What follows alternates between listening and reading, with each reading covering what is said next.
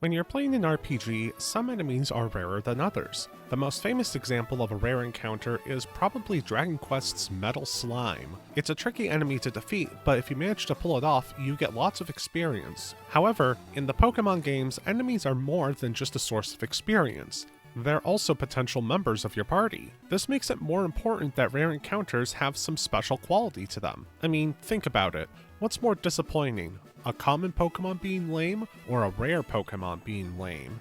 Enter Pokemon Ruby, Sapphire, and Emerald, where most of the game's rarest encounters are shockingly bad considering how rare they are. And I want to emphasize that. These Pokemon aren't unusably bad or anything, but when you look at what these Pokemon offer, and then combine that with the amount of time the average player will need to spend to find these Pokemon, none of them seem particularly worth it. Today, we're going to take a look at every Pokemon that can only be found at an appearance rate of 1 or 2% in the Gen 3 Pokemon games. I'm not going to be going over, for example, the 1% odds of both Magneton and Electrode in New Mauville, because you can find Voltorb and Magnemite at 49% each. The Pokemon that I'll be talking about can truly only be found via a 1 or 2% encounter. Let's go through these in geographical order, meaning we're starting with...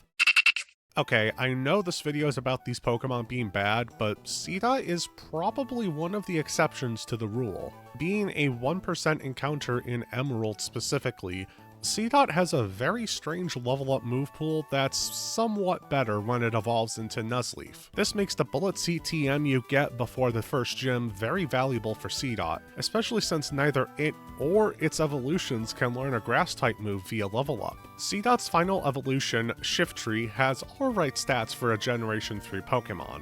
Although, because it evolves via an evolution stone, you'll need to time its evolution carefully. At the end of the day, Seedot isn't fantastic or anything, but it's definitely better than some of the Pokemon on this list. Still not really worth being a 1% encounter though, in my eyes.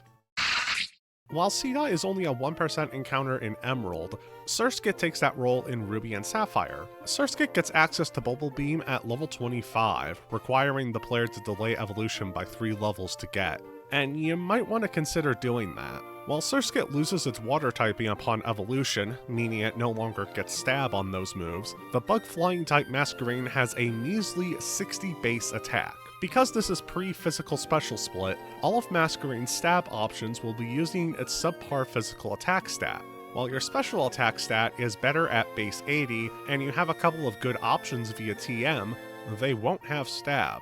Just to nail home Masquerain's attacking prowess, or lack thereof, Grovyle, the middle stage evolution of Hoenn's grass starter, has more attack and special attack, and it still evolves. Masquerain does have utility with Intimidate, but I will remind you, this is a 1% encounter. If you want a subpar special attacking flying type with Intimidate, just use Gyarados. Sure, its special attack is worse than Masquerain's, but it makes up for that literally everywhere else. Before I get into the next Pokemon, let's play a fun little game. I'm going to show you a stat spread on screen. These look like the stats of a not fully evolved Pokemon, right? That's a base stat total of 380. That would be one of the worst base stat totals out of fully evolved Pokemon. Those are the base stats of Delcatty, the final evolution of Skitty. While stats aren't the be-all, end-all indicator of how good or bad a Pokemon is, Delcatty's moves, abilities, and typing don't make up for its stats. This is a 2% encounter across all of the GBA Hoenn games, and to top it all off, it evolves via a Moonstone, one of the trickiest evolution stones to get alongside the Sunstone. So not only is it a rare encounter, it requires a scarce resource to fully evolve. Just to nail home how rare Moonstones are in Gen 3, there is precisely 1 Moonstone in the whole game, in Meteor Falls. If you want to get more, you need to either trade for them or use Thief on Wild Lunatone. Lunatone is exclusive to Pokemon Sapphire. Also, only 5% of Lunatone hold a Moonstone. It's worth noting that Skitty is available via in-game trade in Fortree City, although you need to catch a Pikachu in order to complete said trade. A Pokemon that's not only better than Skitty, but one that you can't catch until a couple of routes after Fortree. Really, Hoenn's trades are such a mess. Let me know in the comments if you'd be interested in a video where I analyze those trades and try to fix them. Before we move on, I recently lost my job, so I'd really appreciate it if you check to see if you've hit the subscribe button already, and leave a like while you're at it. I know every YouTuber asks for these things, and it's annoying, but it takes 2 seconds to do, and it really does help support a channel. YouTube tracks how many subscribers I gain or lose from a video, so if I gain a lot of new subscribers, that tells YouTube that this is a good video, and pushes it out to more people, which can lead to more subscribers, which pushes it out more, so on and so forth. The best part is that it's completely free, and like I said, takes 2 seconds to click one button. Thank you for listening to my spiel. Let's get back to the video. I'm doing these two at the same time because I shouldn't have to explain why. They're Plusle and Minun. They go together. Plusle is a 2% encounter in Ruby and Emerald, while Minun is a 2% in Sapphire. Plusle and Minun were designed to help show off double battles, something that was brand new in Ruby and Sapphire. While this is neat, their stats are inferior to a much more common electric type found on the very same route, Electrike. Well, its evolution has the better stats, but you get what I'm saying. They also get similar moves, and on top of that, Plusle and Minun's abilities only work in double battles. I'd be willing to say 98% of the games are not double battles. This means they effectively have no ability for 98% of the game. Meanwhile, Manectric can have static, something that works regardless of whether you're in a single battle or double battle. While Plusle and Minun certainly aren't unusably bad or anything, they're definitely underwhelming. I think Minun in particular deserves special mention, because its stat spread makes it more defensive than Plusle at the cost of some attacking power. This ends up just making it worse Plusle. Another pairing of Pokemon, Illumise and Volbeat, are both 1% encounters, with the former being so in Sapphire only, and the latter being 1% in Ruby and Emerald. Illumise makes Masquerain look amazing. Its stats are either comparable or worse than Masquerain's, with the exception of speed, which is actually alright. Unfortunately for Illumise, its leveled up move pool is entirely comprised of support and weak physical moves, none of which are bug. While it does get Thunderbolt and Giga Drain to use with its better special attack stat, that special attack stat is still a little low. Volbeat, on top of being the name of a Danish band, has the same stats as Illumise, except the attack and special attack stats are swapped. In addition, it's one of the only Pokemon to learn Signal Beam in Gen 3, a 75 power bug move.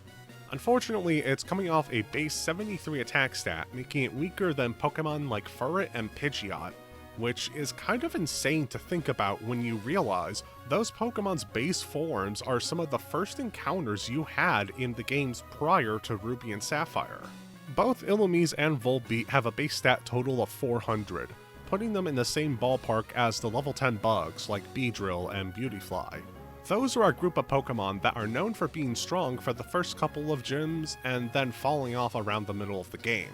Illumise and Volbeat are found right before the 3rd gym, have bad matchups into the 4th and 6th gyms, and after that point, your Pokemon are probably going to start reaching their final evolutions, completely outclassing these two Pokemon.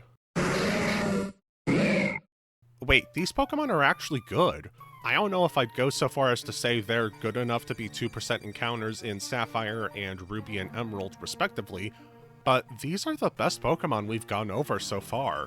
Muck is bulky, strong, has a decently varied move pool. It's kinda slow, but the bulk makes up for that. Meanwhile, Weezing only has one weakness thanks to its ability, and while its special bulk and speed are a bit low, its physical defense and mixed attacking capabilities make up for this. You can't go wrong with either of these Pokemon. I do wish both of them evolved a few levels earlier, but that's more or less the only complaint I have. Before we get to our final Pokemon, there's a bit of an honorable mention that I'd like to bring up, and that's Kecleon. Once you get the Devon Scope from Steven, you can encounter a handful of Kecleon that are invisible on the overworld. You're also required to fight a Kecleon to get the Devon Scope in the first place. If you either defeat all of these overworld Kecleon without catching one, or you can't find them for whatever reason, then your only option is to find a wild Kecleon, which is a 1% encounter. Kecleon is strange.